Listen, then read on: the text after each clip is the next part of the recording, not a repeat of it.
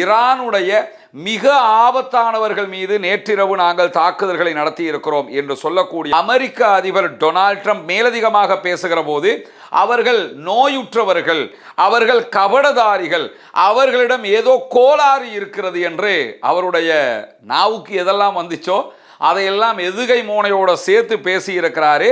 புரிந்துணர்வு ஒப்பந்தம் தொடர்பாக பத்திரிகையாளர்கள் கேட்கிற நேரத்தில் அது முறிந்து விட்டது என்று நான் நினைக்கிறேன் என்கிற ஒரு வார்த்தையை அவர் பயன்படுத்தியது மட்டுமல்லாமல், இப்படி புலம்பலோடு இருந்த அமெரிக்காவினுடைய எந்த அதிபரையும் நீங்க பார்க்க முடியாது. ஈராக் வாராக இருந்தாலும் சரி, ஆப்கானிஸ்தான் வாராக இருந்தாலும் சரி, வியட்நாம் மீதான தாக்குதல்களாக இருந்தாலும் சரி, இப்படி தனக்குத்தானே புலம்பிய எந்த ஒரு அமெரிக்க அதிபரையும் அமெரிக்க வரலாறு கண்டிருக்கவில்லை. பீட் ஹெக்ஸத் அவசரமாக இஸ்ரேலுக்கு பயணம் மேற்கொள்ள இருந்தது எதுக்காக என்று சொல்லி சொன்னா, இந்த அமெரிக்காவினுடைய உலகின் மிக பவர்ஃபுல்லான விமானமாக சொல்லப்படக்கூடிய தாக்குதல் விமானம் F-35 விமானங்கள்.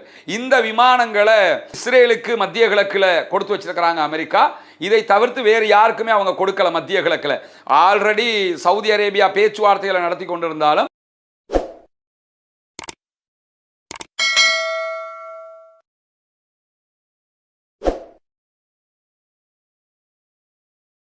அன்பிற்கினிய சகோதர சகோதரிகளின் நம் அனைவர் மீதும் ஏக இறைவனுடைய அமைதியும் கருணையும் உண்டாகட்டுமாக என்கிற உயரிய பிரார்த்தனைகளோடு, மத்திய கிழக்கினுடைய சூடான நிலை ஓரளவுக்கு தணிந்து கொண்டு வருகிறது என்கிற எதிர்பார்ப்பு சர்வதேச மட்டத்தில் இருந்த நிலையில இன்றைய நாள் திடீரென அமெரிக்க அதிபர் டொனால்ட் ட்ரம்ப் விடுத்திருக்கக்கூடிய அறிவிப்பின் பிரகாரம் ஈரானோடு செய்து கொண்ட ஒப்பந்தங்கள் முடிவுக்கு வந்துவிட்டது என்று அறிவித்திருக்கிறார்.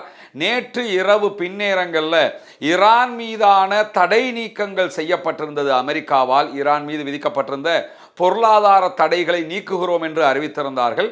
அந்த தடை நீக்கங்களும் ரத்து செய்யப்படுகிறது என்று அமெரிக்க அதிபர் டொனால்ட் ட்ரம்ப் அறிவித்திருந்தார். இந்த நிலையில ஈரானுக்கும் அமெரிக்காவுக்கும் இடையிலான ஒரு சூடான கொதிநிலை உருவாகி இருக்கிறது. ஈரான் ஆல்ரெடி ஹொர்முஸ் நீர்ப்பரப்பில் 3 பாரிய எண்ணெய் டேங்கர்கள் மேல தாக்குதல்களை நடத்தி இருந்தது.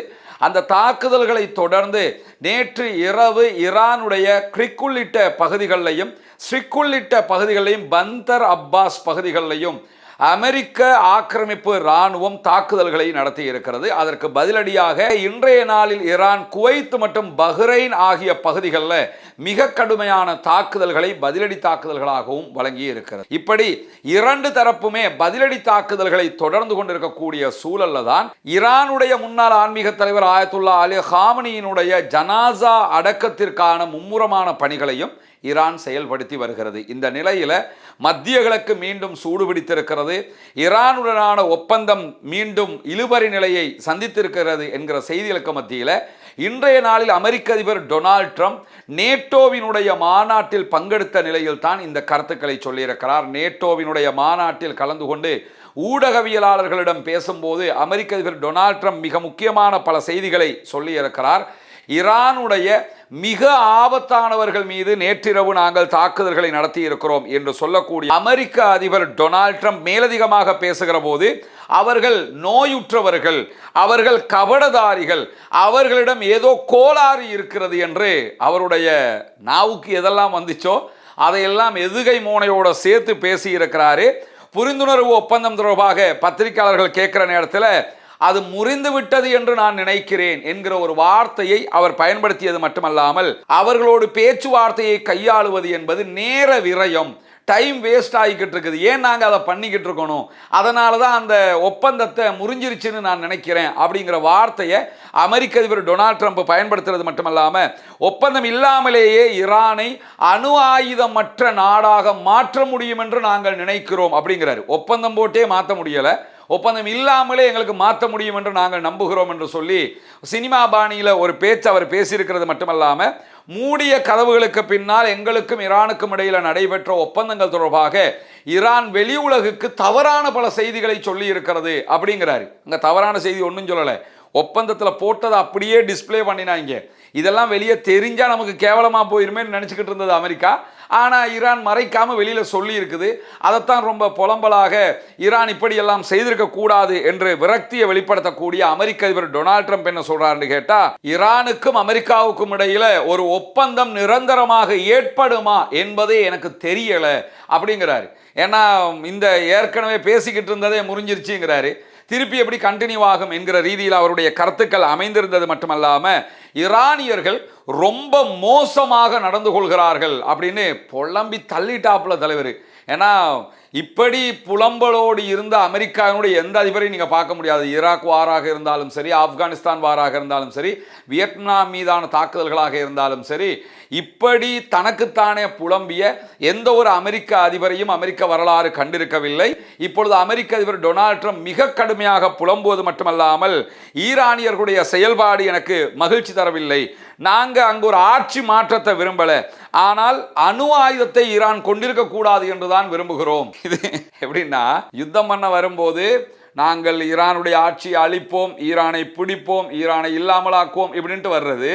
இப்போ வந்து யுத்தம் பண்ணி தோல்வி அடைஞ்சதோட அங்கே ஆட்சி மாற்றத்துக்கெல்லாம் நாங்கள் வரல, அவங்க அணு ஆயுதம் பண்ணக்கூடாதுங்கிறது மட்டும்தான் எங்களுடைய இலக்காக இருந்தது அப்படின்னு சொல்லிட்டு இன்றைக்கு பேசுகிற நேரத்தில் மிக தெளிவாக அவர் சொன்ன ஒரு செய்தி என்னன்னு கேட்டால், இன்று இரவும் ஈரான் மீது மிக கடுமையான பதிலடி தாக்குதல்களை நாங்கள் நடத்தக்கூடும் அப்படின்னு சொல்லி எச்சரிக்கை விடுத்திருக்கிறார் அமெரிக்க அதிபர் டொனால்ட் ட்ரம்ப் அவர்கள். உக்ரைனுடைய அதிபர் ஜெலன்ஸ்கியோடு பேசிக் கொண்டிருந்த நேரத்தில் பத்திரிகையாளர்களை சந்திக்கும் போதுதான் இந்த மேலதிக தகவல்களை சொல்றாரு.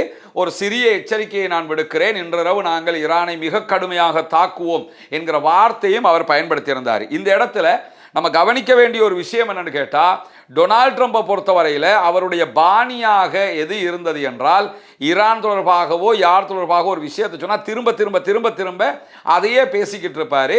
ஆனால் ஈரானுடனான ஒப்பந்தம் முறிஞ்சிருச்சு அப்படிங்கிற வார்த்தையை ஒரே ஒரு தடவை ஒரே ஒரு செட்டிங்கில் மட்டும்தான் அவர் பேசினார். அதற்கு பிறகு பல மேடைகளை அவர் நேட்டோவினுடைய நிகழ்வில் சந்தித்தாலும் அங்கே எங்கேயுமே இந்த வார்த்தைகளை அவர் பயன்படுத்தவில்லை என்பதையும் நம்ம புரிந்து கொள்ளுகிற அதே நேரத்தில், நேற்றைய தினம் ஈரான் ஹொர்முஸ் நீர்ப்பரப்பில் பயணித்த 3 கப்பல்கள் மீது தாக்குதல்களை நடத்தியதை தொடர்ந்துதான் ஈரான் மீது அமெரிக்கா நேற்றிரவு தாக்குதல்களை நடத்தியது. அந்த தாக்குதல்களில் ஈரானுடைய சிரிக் துறைமுகம் சேதமடைந்திருக்கிறது என்று சொல்லி இன்றைக்கு ஈரான் அறிவித்திருக்கிறது. அதில் 4 பேர் காயமடைந்திருக்கிறார்கள் என்கிற செய்திகளும் தரப்பட்டிருக்கிறது. தெற்கு ஈரானில் இருக்கக்கூடிய சிரிக் துறைமுகத்தின் மீது நடத்தப்பட்ட அமெரிக்காவினுடைய தாக்குதலில் 4 பேர் காயமடைந்திருக்கிறார்கள். அதே போன்று கடல்சார் உட்கட்டமைப்பும் சேதமடைந்திருக்கிறது என்று சொல்லி ஈரானுடைய உத்தியோகபூர்வ அரச செய்தி நிறுவனமாக இருக்கக்கூடிய இர்னா வெளியிட்டிருக்கக்கூடிய செய்திகளில் சொல்லப்பட்டிருப்பது மட்டுமல்லாமல், துறைமுகம் பகுதிக்குள்ள 2 அலைகளாக அமெரிக்கா தாக்குதல்களை நடத்தி இருக்கிறது. இந்த தாக்குதல்களில் உள்ளூர் வர்த்தக கப்பல்கள், அருகிலே இருந்த தொலைத்தொடர்பு கோபுரங்கள் உள்ளிட்ட பல தாக்குதல்களுக்கு இலக்குகள் ஆளாகி இருக்கிறது என்கிற செய்திகளையும் சொல்லி இருக்கிறார். எனவே ஈரானுடைய சிரிக் துறைமுகத்தில் பலத்த பாதிப்பு ஏற்பட்டிருக்கிறது என்பதை ஈரானே செய்தியாக சொல்லி இருக்கிற அதே நேரத்தில் பந்தர் அப்பாஸ் விமான நிலையத்திற்கு எந்த விதமான சேதங்களும் ஏற்படவில்லை என்று சொல்லியும் ஈரான் விடுத்திருக்கக்கூடிய அறிவிப்பை பார்க்க முடியும். பந்தர் அப்பாஸ்ங்கிறது ஈரானுடைய ஈரல் மாதிரி இருக்கக்கூடிய ஒரு பகுதி. அங்கே பாரிய துறைமுகம் இருக்கிறது. அதை தாண்டி அங்கே ஒரு பெரிய விமான நிலையம் இருக்கிறது. அந்த விமான நிலையத்தின் மீது அமெரிக்கா தாக்குதல்களை நடத்தி இருந்தது.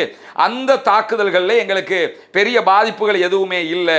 பந்தர் அப்பாஸ் சர்வதேச விமான நிலையத்தின் உட்கட்டமைப்புகளுக்கோ அல்லது உபகரணங்களுக்கோ எந்த விதமான சேதங்களும் ஏற்படவில்லை என்று சொல்லி ஹார்முஸ்கான் மாகாண விமான நிலைய அதிகாரிகள் தெரிவித்திருக்கிறார்கள் என்று சொல்லி இர்னா வெளியிட்டிருக்கக்கூடிய செய்தியில நம்ம பார்க்க முடியும். எனவே ஈரான் மீது நடத்தப்பட்ட தாக்குதல்களை சிரிக் துறைமுகத்தில் தான் மிக கடுமையான தாக்குதல்கள் நடத்தப்பட்டிருக்கிறது என்கிற செய்திகளுக்கு மேலதிகமாக, ஹார்முஸ் ஜலசந்தியில ஏற்கனவே ஈரான் நடத்திய 3 தாக்குதல்கள், கப்பல்கள் மேல நடத்திய தாக்குதல்களை பொறுத்தவரையில் அந்த கப்பல்கள் சவுதி அரேபியாவுக்கு சொந்தமான கப்பல்கள் என்கிற தரவுகள் வெளியாகி இருக்கிறது.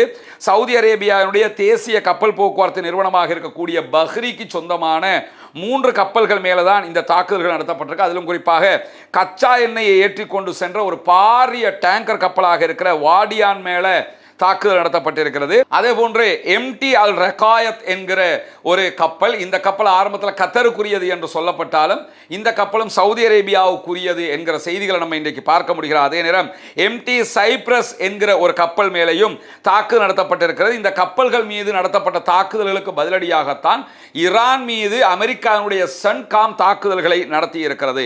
ஈரானுடைய வான் பாதுகாப்பு அமைப்புகள் உட்பட 80 இலக்குகளை நாங்கள் அளித்திருக்கிறோம் என்று சொல்லி அமெரிக்காவினுடைய ராணுவம் வெளியிட்டிருக்கக்கூடிய செய்திகளில் நம்ம இன்னைக்கு பார்க்க முடிகிறது. எனவே ஈரானை நோக்கி, ஈரானுடைய தளங்களை நோக்கி 80 தாக்குதல்களை நடத்தி இருக்கிறது அமெரிக்காவினுடைய ஆக்கிரமிப்பு படைகள். அதிலும் ஈரானுடைய IRGCக்கு சொந்தமான கடல்ல சுற்றி திரியக்கூடிய சிறிய ரக IRGCயினுடைய போட்டுகள் 60 போட்டுகளை நாங்கள் அளித்திருக்கிறோம் என்று சொல்லியிருக்கிறார். துல்லியமா 60 போட்டை அழிச்சிருக்கிறோம் அப்படிங்கிற செய்திகளையும் சொல்லியிருக்கிறாங்க. இதுவெல்லாம் அந்த சுற்றி திரியக்கூடிய போட்டுகள் என்று சொல்லப்படுகிறது. பெரும்பாலும் இவை ஆளில்லா போட்டுகளாக இருக்கும். ஆனால் ஈரான் இந்த செய்தியை உறுதிப்படுத்தவில்லை என்பதை நம்ம புரிஞ்சுக்கிறோம். 80 இலக்குகள் மேல அட்டாக் பண்ணதா சொல்றாங்க. அதுல 60 இந்த சின்ன சின்ன சின்ன சின்ன குட்டி குட்டி போட்டுகள் என்கிற செய்திகள் வந்திருக்கிறது. பெரும்பாலும் ஆளில்லாத போட்டுகள் என்னும் போது அதுல இழப்புகளும் கிடையாது. ஈரானுக்கு போட் மட்டும் தான் இல்லாம போயிருக்கும், 60 இல்லாம போயிருந்தா கூட. இப்படியான ஒரு தாக்குதலை தான் ஈரான் மீது அமெரிக்கா நேற்றைய தினம் தொடுத்திருக்கிறது என்கிற செய்திகளுக்கு மத்தியில் இன்றைய நாள் ஈரான் விடுத்திருக்கக்கூடிய செய்திகளில் அமெரிக்காவினுடைய வரம்பு மீறிய தாக்குதல்களை ஈரான் ஒருபோதுமே பொறுத்து கொள்ளாது, சகித்து கொள்ளாது என்கிற செய்திகளை சொல்லியிருப்பது மட்டுமல்லாம ட்ரம்பினுடைய இந்த ஒப்பந்தம், ஈரானுக்கும் அமெரிக்காவுக்கும் இடையிலான ஒப்பந்தம் முறிந்து விட்டது என்கிற அறிவிப்பு தொடர்பாக பேசுகிற நேரத்தில் தெஹ்ரானில் இருக்கக்கூடிய வியூக ஆய்வுகளுக்கான மையத்தின் ஆய்வாளராக செயல்படக்கூடிய அலி அக்பர் தரேனியிடம் அல் ஜசீரா இன்றைக்கு அமெரிக்க அதிபர் இப்படி சொல்லி இருக்கிறார், ஈரான் அதற்கு பதிலடி கொடுக்கும் என்றெல்லாம் சொல்லுகிறது.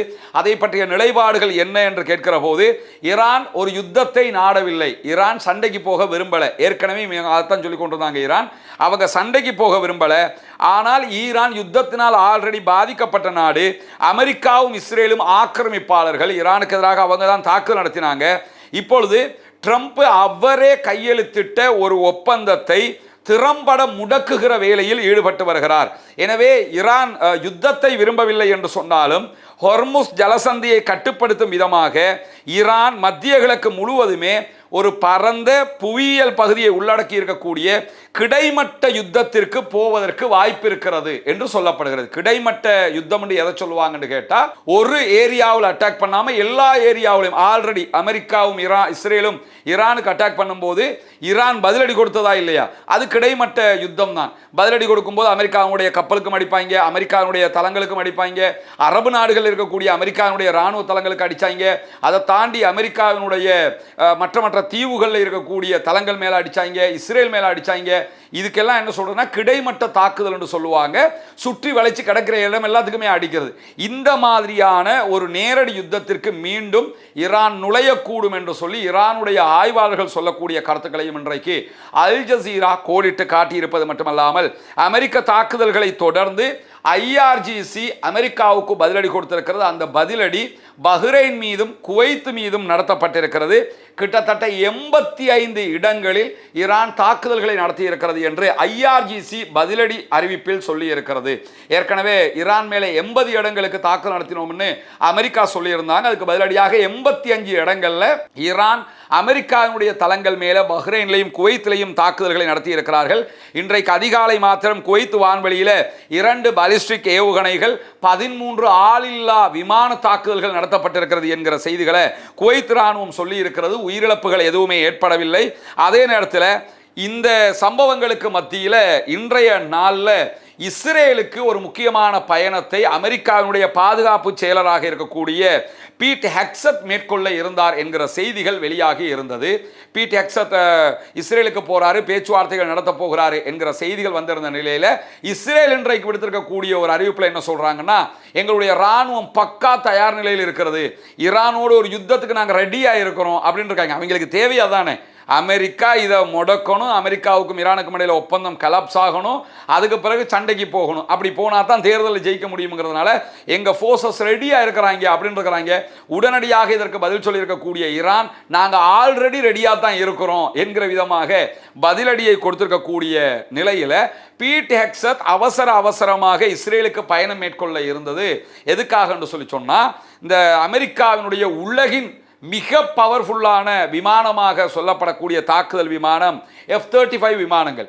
இந்த விமானங்களை இஸ்ரேலுக்கு மத்திய கிழக்கில் கொடுத்து வச்சிருக்கிறாங்க அமெரிக்கா. இதை தவிர்த்து வேறு யாருக்குமே அவங்க கொடுக்கல. மத்திய கிழக்கில் ஆல்ரெடி சவுதி அரேபியா பேச்சுவார்த்தைகளை நடத்தி கொண்டிருந்தாலும் இந்த ரக விமானங்களை அவங்க கொடுக்க மாட்டேங்கிறாங்க. F-15 வகையான விமானங்களை பஹ்ரைன் உள்ளிட்ட நாடுகளுக்கு அவங்க கொடுத்திருக்கிறது நமக்கெல்லாம் தெரியும். இப்படியான ஒரு சூழல்ல துருக்கிக்கும் அமெரிக்காவுக்கும் இடையிலான ஒரு பேச்சுவார்த்தை வெற்றிகரமாக முடிந்திருக்கிறது.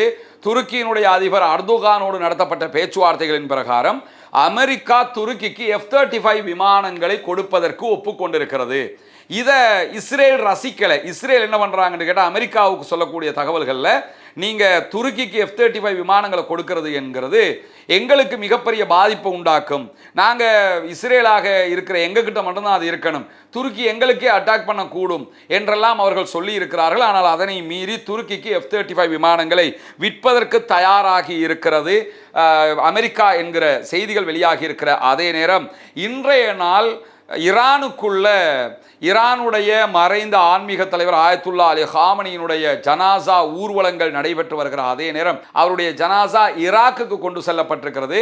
ஈராக்கினுடைய புனித நகரமாக ஈராக்கியர்களால் பார்க்கப்படக்கூடிய நஜஃபுக்கு அந்த ஜனாசா கொண்டு போகப்பட்ட நேரத்தில் 2.5 மில்லியன் 25 லட்சம் மக்கள் அந்த ஜனாசாவிலே பங்கெடுத்ததாக இன்றைய நாள் ஈராக்கினுடைய பாதுகாப்பு தரப்பு வெளியிட்டிருக்கக்கூடிய செய்திகளை நம்ம பார்க்க முடியும். குறிப்பாக ஈராக்கினுடைய மக்கள் திரட்டல் படைகள் PMF வெளியிட்டிருக்கக்கூடிய அறிவிப்புகளில் இந்த செய்திகள் மிக முக்கியமான இடத்தை பிடித்திருக்கிறது. முழுமையான பாதுகாப்போடு 25 லட்சம் மக்கள் அந்த ஜனாசா பார்வையிடுவதற்காக பங்கெடுத்திருக்கிறார்கள் என்று சொல்லி PMF இந்த அறிவிப்பில் சொல்லியிருக்கிறது. PMF மக்கள் திரட்டல் படை என்கிறத புரிஞ்சுக்கிறங்க. ஈராக்குக்குள்ள ராணுவம் இருக்கிறாங்க. அதே மாதிரி ஈராக் அரசால் அங்கீகரிக்கப்பட்ட ஒரு ராணுவம் தான் இந்த மக்கள் திரட்டல் படை என்கிற PMF என்கிற இந்த படைப்பிரிவு. இந்த படைப்பிரிவை தான் கலைக்கணும், இவங்களை ராணுவமாக நீங்க வைக்கக்கூடாதுன்னு அமெரிக்கா ஈராக்குக்கு அழுத்தம் கொடுத்து கொண்டு இருக்கிறாங்க.